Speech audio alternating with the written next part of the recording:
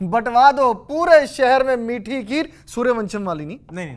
क्योंकि लगभग तय है कोच बन जाएंगे हमारे गौतम गंभीर। बहुत सी मीडिया रिपोर्ट्स ये कह रही हैं कि लगभग टीम इंडिया के नए हेड कोच की जो पोजीशन है वो फिल हो चुकी है, क्योंकि वहां पर जय शाह साहब एवं ही नहीं आईपीएल फाइनल के बाद गौतम गंभीर के पीछे पीछे भाग रहे थे। उन्होंने लगभग ये बात तय कर दी है कि गौतम गंभीर साहब को भले ही शाहरुख साहब ने रिपोर्टेडली ब्लैंक चेक पकड़ाया हो केकेआर की कोचिंग के लिए, लेकिन जय शाह साहब ने कहा अरे सारे खुले चेक बंधे चेक हम बाउंस करा देंगे। बीसी से अगर गूगल फॉर्म तो आप ही भरोगे, एक बार आप आओ तो सही, सब करवा देंगे आपको, हम दो ब्लैंक चेक दे देंगे, आओ तो सही एक बार। हम भी चाहते हैं कि टीम इंडिया भी एक बार चख ले वो मजा जो इतने टाइम हो गया है, आईसीसी की कोई ट्रॉफी नहीं आ रही है। और वैसे भी जैसा साहब ने ये चीज क्लियर कर दी थी कि मैं तो वही चाहता हूं कि कोच कोई ऐसा आए जो रैंक्स में से राइज अप होके आ रहा हो, जो डोमेस्टिक सिस्टम को अच्छे से जानता हो, मिट्टी से जुड़ा हो। क्या बात है जी, है कि नहीं अक्षय कुमार? हाँ।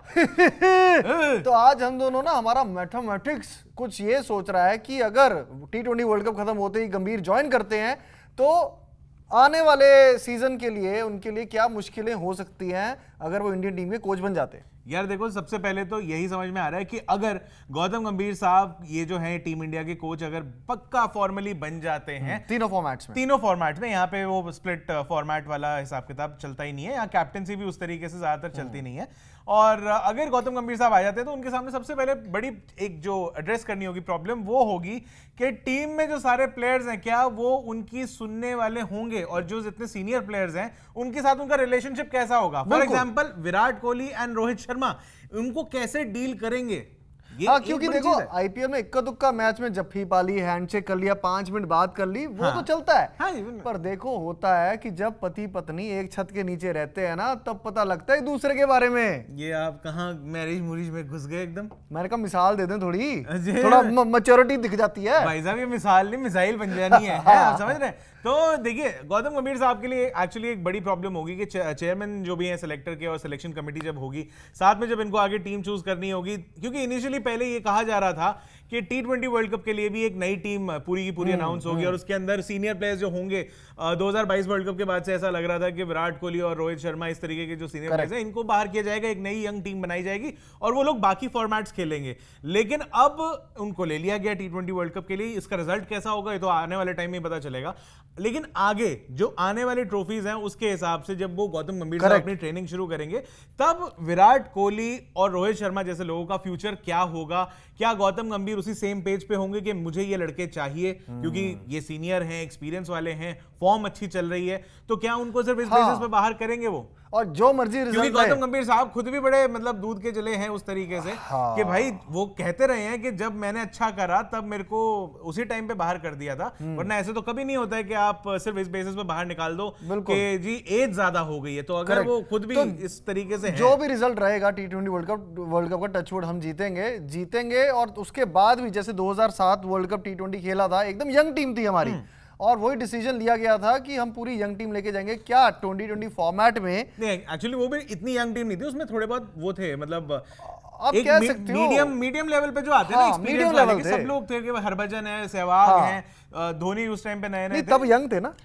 तब भी इतने यंग नहीं थे, मतलब ठीक ठाक खेल चुके थे भाई, तब भी कई साल खेल चुके थे। बस ये है कि सचिन तेंदुलकर, राहुल द्रविड़, उस तरीके के जो बिल्कुल सीनियर लोग हो जाते हैं वो लोग उस टाइम पे नहीं थे। और अच्छा, दूसरी मुद्दे की बात ये होगी कि वो हार्दिक पांड्या को कैसे हैंडल करते हैं, क्योंकि एज ऑफ नाउ जो हम देख रहे हैं, एक तो आईपीएल में खराब फॉर्म और प्लस अभी जो स्पेकुलेशन चल रही है, आई होप कि वो पीआर स्टंट ना हो। पीआर स्टंट हो तो बहुत घटिया पीआर स्टंट होगा भाई, कुछ नहीं कह सकते। आजकल जो पीआर का हिसाब किताब चलता है ना, वो कुछ भी कर सकते हैं, कुछ भी रैंडम बकवास जो है वो खबर कोई भी फ्लोट कर सकते हैं। तो ये तो अपने आप में एक बड़ी दिक्कत वाली बात है। लेकिन हार्दिक पांड्या के उन खबरों के अलावा अगर छोड़ दें, सिंपल फॉर्म पे बात करें, अब वो टीम में आ गए हैं, हो सकता है आगे अच्छा भी परफॉर्म कर दे। अगर अच्छा परफॉर्म कर देंगे तो ये जितनी आगे पीछे उनकी बातें चल रही हैं सब शांत हो जाएंगी। जितने लोग उनसे खुंदक में मतलब चल रहे होते हैं वो सारी बातें भी, फैंस जो है वो खुश हो जाएंगे, यानी हार्दिक हमारा ही है, मिनट से पहले पलट जाएंगे सारे। और गंभीर जो एज अ प्लेयर भी, इंडिविजुअल भी, हमेशा वो टीम एफर्ट को ही तवज्जो देते आए हैं हमेशा, कि इंडिविजुअल फॉर्म उनके लिए मायने नहीं रखती, एज ए टीम कितना परफॉर्म करते हो वो उस पे स्ट्रेस करते और हैं। कोई एक कप्तान जो है वो वर्ल्ड कप नहीं जिताता है। करेक्ट, 97 नॉट आउट हमेशा बेस्ट रहेगा। नहीं देखिए वही बात है, नॉट आउट नहीं, सॉरी आउट। कोई भी मेंटोर जो है वो आईपीएल नहीं जिताता है, और कोई भी कोच जो है वो वर्ल्ड कप नहीं जिताएगा। तो मेरे ख्याल वही एक उनकी भी दिमाग में चीज रहेगी। और एक जो और मुद्दा जो हम दोनों को लग रहा था, जो ऑफ स्क्रीन हम बात कर रहे थे, off screen, oh my god, as if we are page 3 people, off camera, off screen, oh my god यार। तो जैसा गंभीर साहब का हमने बिहेवियर देखा है कैमरे पे, जितना भी हमने स्टडी किया है, थोड़े से कंट्रोल वो लगते हैं कि उनको अपनी मुट्ठी में चाहिए होती चीजें। यार वो बात सही है कि कंट्रोल फ्रीक थोड़े से, मतलब ऐसे लोग नहीं, बाहर से फ्रीक ना बताते गो, हैं। फ्रीक तो वो हो गया ना, अरे ये तो वो है, जुमला है, अच्छा। मतलब ऐसे कहने वाली बात है, ऐसे ये नहीं कह रहे कि हम बिल्कुल ही कोई बावला हो गया, ये हो गया, वो वाली बात नहीं है।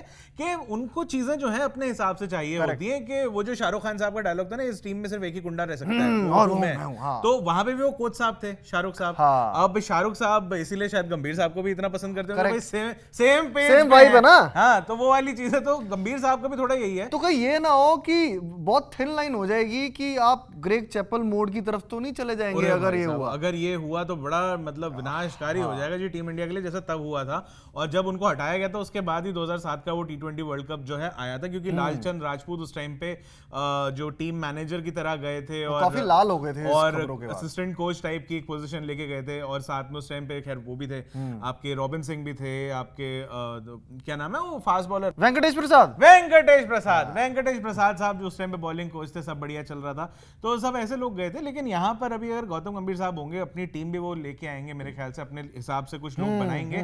तो एक ये चीज रहेगी। आपको याद पता नहीं है कि नहीं है, बट मैं याद दिला दूं कि अनिल कुंबले भी जब टीम इंडिया के कोच बने थे, तब बड़े टीम बॉन्डिंग एक्टिविटीज उन्होंने भी कराई थी। और यही माना जाता है कि अनिल कुंबले साहब भी बड़े स्ट्रिक्ट हैं। हाँ, तो, वो और थोड़े वो भी ओल्ड स्कूल टाइप उनका बड़ा टेक्निक रहता था उनका, और वो भी बड़े स्ट्रिक्ट किस्म के रहते हैं। और उनकी कोचिंग में भी वो चीज दिखती थी कि सारे लोग को वो ऐसे ही मतलब मैनेज करते थे। लेकिन उस टाइम पे यही बात हुई थी कि कप्तान क्योंकि विराट कोहली थे, और ऐसा कहा जाता है, कितना सच है कितना नहीं, कि आपस में विराट कोहली और अनिल कुंबले की जो है थोड़ी खटपट हुई, और वो इतनी बनी नहीं आपस में, शायद इस वजह से अनिल कुंबले साहब को छोड़ के जाना पड़ा। ये एक बात थी। तो अब यहां पर अगर फिर से गौतम गंभीर जैसे कैरेक्टर अगर आते हैं टीम में, मेन कोच बनके, हेड कोच बनके, जो कि बड़े स्ट्रिक्ट माने जाते हैं और बड़े सख्त रवैये से भी बात करते हैं, पूरा परंपरा, प्रतिष्ठा, अनुशासन वैसे हैं वो। बिल्कुल जी बिल्कुल वैसे ही है। तो अगर उस तरीके का कोई अगर टीम में आता है, और हमने आईपीएल के अंदर भी बहुत विराट कोहली और गौतम गंभीर साहब की जो है, वो तो हाय हेलो है, हाय ये क्या गंदे गंदे इशारे कर रहे हो आप। मैं कह रहा हूं, वो बड़ी खटपट हो जाती है, वो ऐसे हमने कई बार देखी है, ऐसी बात नहीं तो है। कुल मिला के बड़े चैलेंजिंग टाइम्स होंगे अगर गंभीर साहब आ जाते हैं, इंटरेस्टिंग टाइम्स होगा as a Indian cricket team का एवोल्यूशन किस तरफ को आता है आफ्टर T20 वर्ल्ड कप। आपको क्या लग रहा है, कमेंट सेक्शन में बता सकते हैं। एक पॉइंट और है जो मैं छोटे में यहाँ पे खत्म करना चाहूंगा कि गंभीर साहब अगर टीम में कोच बन के आ जाते हैं तो उनके आगे फिर वही है कि आईसीसी ट्रॉफीज का वो जो सूखा है, हो सकता है अभी एंड हो जाए। ये छोटा पॉइंट नहीं तो बहुत बड़ा है। आप छोटा कैसे कह दिया आपने? नहीं, मैं कह रहा हूं कि आपने छोटा कैसे कह दिया? छोटा इसलिए कि हो सकता है ना कि आने वाला T20 वर्ल्ड कप हम जीत जाएं, चलो, तो सूखा नहीं रहेगा ना, सूखा नहीं, बट सूखा नहीं रहेगा। देन अपना गोल रहेगा WTC अपना हो गया, जो चैंपियंस ट्रॉफी वो हो गया, वो भी फिर अगले वर्ल्ड कप की तैयारी। टेन्योर तो तब तक का ही उनका 3.5 साल का अगर होगा तो होगा, वो 27 तक पूरा जाएगा। वही तो हम देखो, एचआर पूछते ना, where do you want to see yourself in next 4 years? जी 4 अलग कंपनी हर साल स्विच मार लेंगे। वाह, स्विच में ही तो काम यही तो इंटीग्रेशन है। वाह जी, तो वही बात है कि भाई उनको देखना पड़ेगा कि जो आने वाले जो टूर्नामेंट्स है, बड़े टूर्नामेंट्स हैं, उसमें टीम इंडिया को किस तरीके से वो बनाते हैं। कोई नए लड़के लेके आते हैं जो एग्जिस्टिंग है, उनको बाहर लेके जाते हैं।